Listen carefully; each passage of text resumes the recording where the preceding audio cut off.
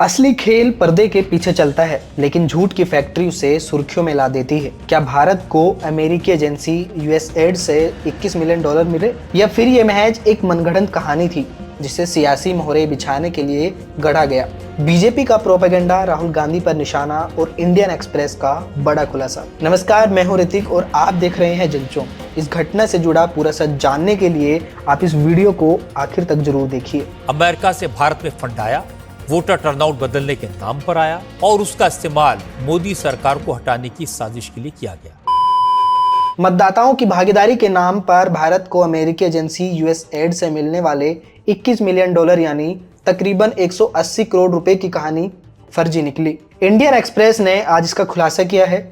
उसने बताया है कि यह राशि भारत को नहीं बल्कि बांग्लादेश को 2022 में यूएसएड के जरिए दी गई थी और इसमें से $13.2 मिलियन की राशि इस मद में खर्च भी की जा चुकी है। इस बात में कोई शक नहीं है कि बांग्लादेश में इसका नतीजा निकला और अमेरिका कि शेख हसीना सरकार को हटाने की ख्वाहिश पूरी हो गई। हालांकि इस मसले पर ट्रंप से जब सवाल पूछा गया कि क्या अमेरिकी डीप स्टेट बांग्लादेश में काम कर रहा था, तो उन्होंने इससे इनकार कर दिया और मोदी की तरफ इशारा करते हुए कहा कि उस मामले को मोदी जी देखते हैं, हमें अलग से देखने की जरूरत नहीं। अमेरिकी सरकार बांग्लादेश में शेख हसीना को किसी भी कीमत पर हटाने के लिए काम कर रही थी, लेकिन हमारा विषय यह नहीं है। हमारा विषय है भारत को कथित तौर पर मिली यूएसएड एजेंसी की सहायता। अमेरिका के डोज यानी डिपार्टमेंट ऑफ गवर्नमेंट एफिशिएंसी यानी दक्षता विभाग ने एक सूची जारी की, जिसमें उसने मतदाता जागरूकता के नाम पर भारत को मिलने वाली $21 मिलियन की कथित सहायता राशि को बंद करने का ऐलान कर दिया।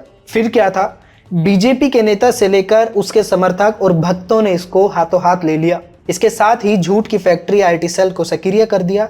बीजेपी की तरफ से मोर्चा संभाला झूठों के सरदार अमित मालवीय ने, और अपने ट्वीट और फिर मीडिया के अपने चहेते एंकरों को इसमें झोंक दिया गया और फिर उनके जरिए कहानी बनाई गई कि इस पूरे पैसे का इस्तेमाल मोदी सरकार को गिराने के लिए किया जा रहा है और इसकी अगुवाई कोई और नहीं बल्कि राहुल गांधी कर रहे हैं। अमेरिका से भारत में फंड आया और उसका इस्तेमाल मोदी सरकार को हटाने की साजिश के लिए किया गया। जनता ने नरेंद्र मोदी को तीसरी बार जिताया, लेकिन ये भी ओपन सीक्रेट है कि राहुल गांधी को इसका फायदा हुआ, कांग्रेस की सीटों में इजाफा हुआ।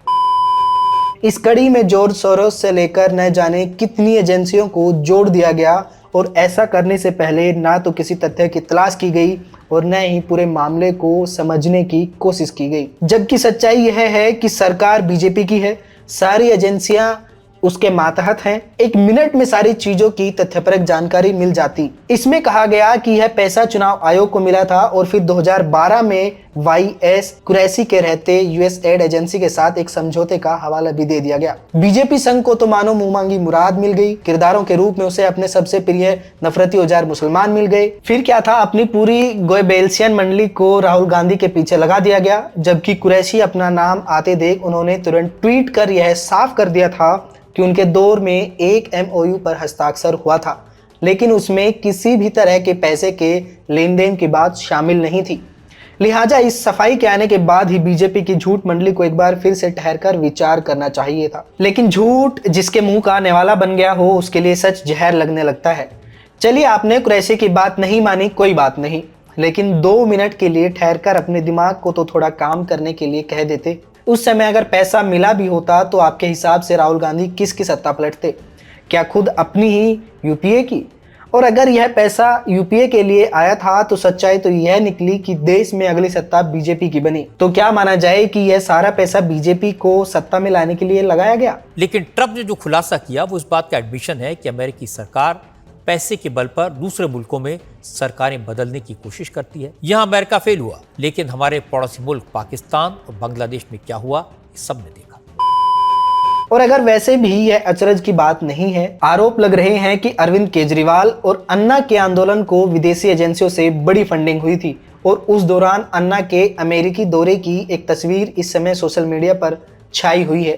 Anna Hazare led the India Independence Day parade in New York on Sunday.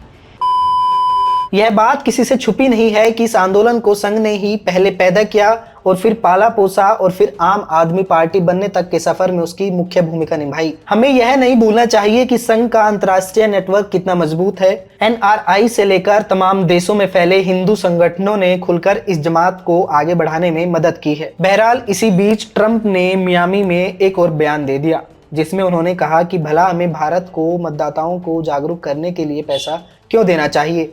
और फिर इसके साथ ही उन्होंने यह भी जोड़ दिया कि इसके जरिए न जाने किसकी सरकार बनाने की कोशिश की जा रही थी। फिर क्या था, भाजपा के नेताओं को तो मानो ब्रह्मास्त्र मिल गया। वो इसको इस रूप में पेश करने लगे कि ट्रंप ने भी उनकी बातों की पुष्टि कर दी है, लेकिन शायद ट्रंप से अभी शर्मिंदा होने की उनकी खुराक पूरी नहीं हुई थी। $21 million for voter turnout in India. What do we need to spend $21 million for voter turnout in India? अमेरिकी दौरे में पीएम मोदी के अपमानित करने से ट्रंप अभी अघाए नहीं थे कि उन्होंने एक बार फिर भाजपाइयों को शर्मसार करने का एक नया रास्ता निकाल लिया। डोनाल्ड ट्रंप ने जिस अंदाज में कहा, जिन शब्दों का इस्तेमाल किया, उसके बाद शक की कोई गुंजाइश नहीं रह जाती। पता चला कि यह पूरा मामला ही झूठ है और इसका सत्य से कोई वास्ता नहीं है। जांच का कोई स्कोप नहीं बचता। अमेरिका से भारत में फंड आया, वोटर टर्नआउट बदलने के नाम पर आया और उसका इस्तेमाल मोदी सरकार को हटाने की साजिश के लिए किया गया। अब बीजेपी या मोदी सरकार को अगर लगता है कि इंडियन एक्सप्रेस की खबर झूठी है तो उसे तथ्यों के साथ देश के सामने उस आने वाले पैसे का खुलासा करना चाहिए। और यही बात कांग्रेस के प्रवक्ता जयराम रमेश ने कही है। उन्होंने कहा कि सरकार को इस मामले पर व्हाइट पेपर जारी करना चाहिए, नहीं तो जैसा कि कांग्रेस प्रवक्ता पवन खेड़ा ने आरोप लगाया है कि भारत सरकार को अगर यह तक नहीं पता है कि पड़ोसी देश बांग्लादेश को किस मद में किस तरह की सहायता विदेशी एजेंसियों से मिल रही है, तो पूरी सरकार की न केवल साख बल्कि उसके अस्तित्व पर ही सवालिया निशान खड़ा हो जाएगा। आज अमेरिका से $21 मिलियन बांग्लादेश में आ गया, हमारे साहब विश्वगुरु बन के ढपली बजा रहे। एक जमाना था जब बाहर का कोई देश भारत के पड़ोसी देशों में सीधे हस्तक्षेप करने की हिम्मत नहीं कर पाता था, लेकिन अब आलम यह है कि हजारों करोड़ रुपए के वारे न्यारे हो जा रहे हैं और भारत सरकार को उसकी भनक तक नहीं लग रही है। आज खेड़ा ने यही पूछा कि आखिर भारत की खुफिया एजेंसियां क्या कर रही हैं, जेम्स बॉन्ड डोभाल क्या कर रहे हैं, चाणक्य क्या अब सिर्फ रोहिंग्या और बांग्लादेशियों को ही भगाने में व्यस्त हैं, सीमा पार क्या हो रहा है, उनको उसकी कोई खबर नहीं है। एक चाणक्य बैठा है सरकार में, एक जेम्स बॉन्ड बैठा है सरकार में। हो क्या रहा है साहब, $21 मिलियन पड़ोस में आ गया। अदानी जी बेचारे बैठे सोच रहे हैं कि न जेम्स बॉन्ड ने कुछ किया, न चाणक्य ने कुछ किया, मेरी तो बिजनेस बांग्लादेश में बंद हो गई। खेड़ा ने सवालिया लहजे में पूछा कि ये आपका कैसा सूचना तंत्र है, कैसे इंटेलिजेंस है, क्या बांग्लादेश में आई अस्थिरता का असर भारत पर नहीं पड़ेगा? पड़ोसी देश में इतनी बड़ी साजिश रची जा रही है और आपको इसकी भनक तक नहीं। इससे बड़ा दुर्भाग्य और क्या हो सकता है। हालांकि उन्होंने इस बात को साफ भी किया कि वैश्विक भागीदारी में ग्लोबल फंडिंग एजेंसियों की सकारात्मक भूमिका होती है और उससे इनकार नहीं किया जा सकता है। सरकार को यह नहीं भूलना चाहिए कि पीयूष गोयल से लेकर देवेंद्र फडणवीस तक यूएसएड से सहायता हासिल करने के लिए उनके दरवाजों पर लगने वाली कतार में खड़े रहते हैं, कभी जीरो कार्बन उत्सर्जन के लिए और कभी किसी दूसरे काम के लिए। हमें यह नहीं भूलना चाहिए कि 2016 में नोटबंदी से पहले डिजिटल करेंसी अभियान के लिए नरेंद्र मोदी ने भी यूएसएड से सहायता ली थी। सरकार को हेल्थ से लेकर शिक्षा और पर्यावरण आदि क्षेत्रों में बड़ी मात्रा में यूएसएड समेत तमाम एजेंसियां मदद करती हैं। 2016 की नोटबंदी से ठीक पहले यूएसएड से कैशलेस इकोनॉमी पे समझौते नरेंद्र मोदी करते थे। तो ये डिमोनेटाइजेशन क्या अमेरिका के कहने से हुआ?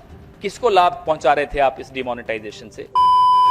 सोशल मीडिया पर तस्वीरों का एक गुच्छा घूम रहा है जिसमें युवा नरेंद्र मोदी अलग अलग कपड़ों में कई विदेशियों के साथ खड़े दिखते हैं, जिसका आज खेड़ा ने भी अपनी प्रेस कॉन्फ्रेंस में जिक्र किया। इसमें बीजेपी के एक और नेता अनंत कुमार को भी देखा जा सकता है, हालांकि अब उनका निधन हो चुका है। कहा जा रहा है कि ये अमेरिका द्वारा 1966 से चलाए जा रहे युवाओं को राजनीतिक प्रशिक्षण देने के कार्यक्रम की तस्वीरें हैं। American council of young political leaders के बैनर तले चले इस कार्यक्रम में अगर मोदी जी ने हिस्सेदारी की है तो यह अपने आप में एक बड़ा खुलासा है और उनके ऊपर पूरे राजनीतिक व्यक्तित्व पर ही सवाल खड़ा कर देता है। कहा जा सकता है कि मोदी की पूरी राजनीति शख्सियत ही विदेशी एजेंसियों के पैसे से बनी है। मोदी का अमेरिका के प्रति प्यार और अपमानित होने के बावजूद प्रतिकार की जगह हंसकर टालने का उनका रवैया बहुत सारे रहस्यों को उजागर करता है। आप इस मुद्दे पर क्या सोचते हैं? अपनी राय कमेंट बॉक्स में हमें जरूर बताएं। तब तक के लिए नमस्कार।